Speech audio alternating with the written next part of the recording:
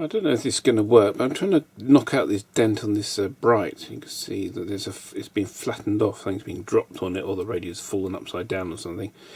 So I've scraped all the glue off underneath, and the idea is if I fit it on top of a screwdriver handle, like that, so I've got the right angle, I'm going to tap it with a rawhide mallet and see if I can knock the dent out. Now this probably won't work, it's just an experiment.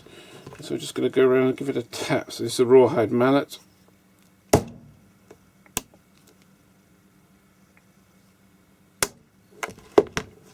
Try not to drive the screwdriver into my groin.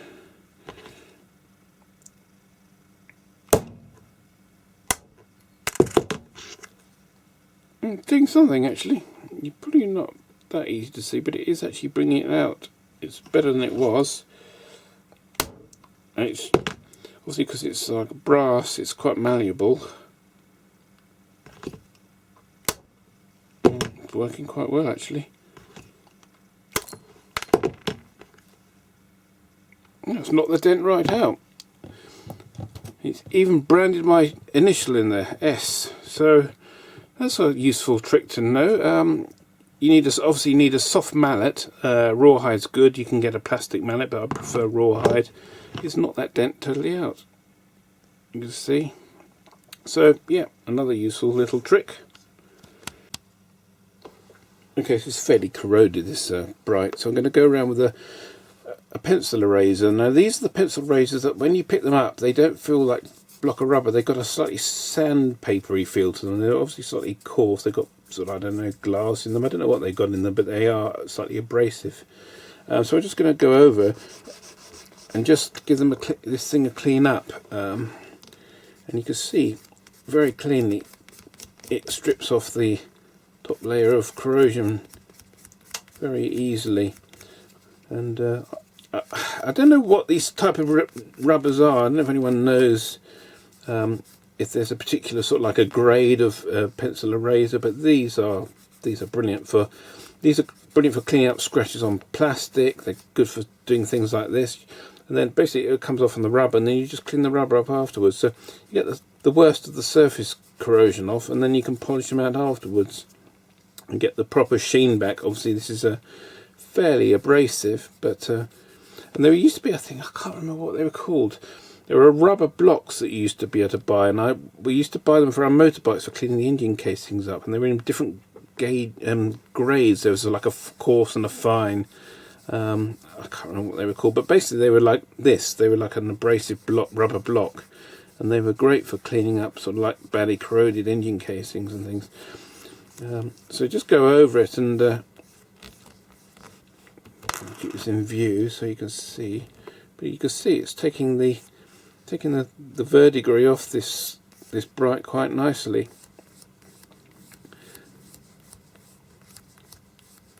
And then I'm just going to go over it and try and sort of bring it back to a uniform brightness. But it's coming back quite nicely actually. Just turn it around a bit.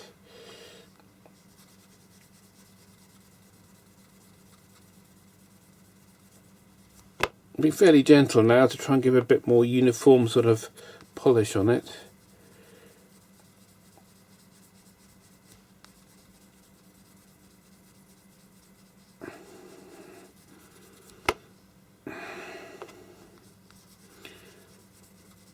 Yeah, so I mean that's come up quite well. Considering it was badly dented before, it's nice. And I'm just going to finish it off with some auto sol or something like that, and I think that'll be perfectly adequate. I'm going to be quite pleased with that.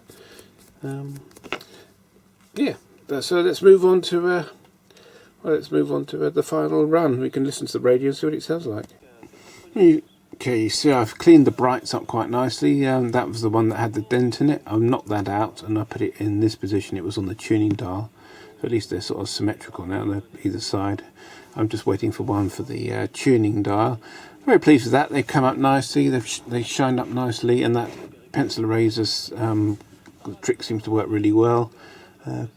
Just needs a bit of maybe a final polish with a bit of auto sol or something, but no, they look pretty reasonable. So let's have a quick listen through long wave and medium wave just to see what the sensitivity is like. It's not the most sensitive set in the world. They're very simple. You saw the circuit diagram.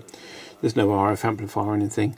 The workshop's down a bit of a dip, and it's surrounded by a wall behind me here that's got a garage and sort of like metal structures in it, so it's going to block the RF signal. But let's have a quick listen through, just see what it's like. So this is long wave.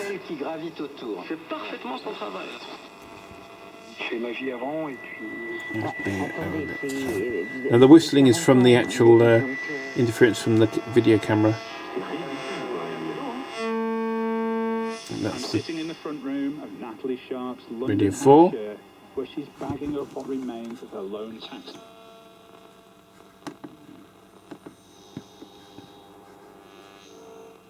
Not a lot more on radio 4. Let's listen to medium wave. Let's start at the beginning.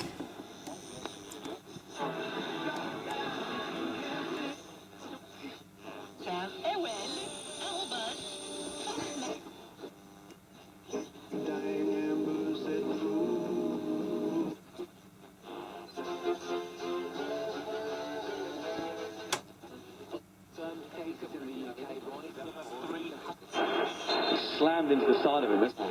Doesn't need to make that challenge. Already got the ball. So the ball's been played.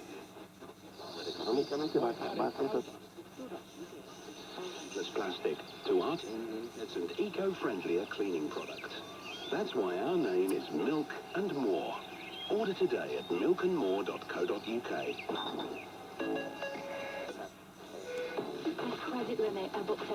Trying to find out what channel that is.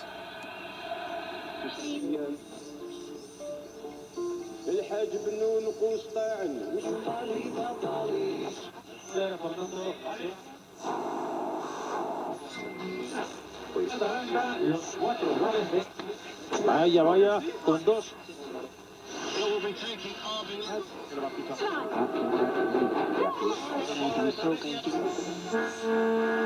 A lot of noise from electronic equipment in the workshop, but it's not insensitive, this radio. It's picking up quite a lot of stuff. So I'm very pleased with it, actually. Considering it was like a off chance buy, £5. It's come up lovely and it's alive again. For those who are interested, I know some people are sort of interested in thinking, oh, the reception's quite good, what's the sort of atmospheric conditions? Well, this is the barometer at the moment. This is corrected to sea level. We've got a 1010 millibars falling slowly, so it's not particularly high pressure, so that gives you an idea of how the radio is performing. Thanks very much for watching, and be another radio coming up hopefully soon.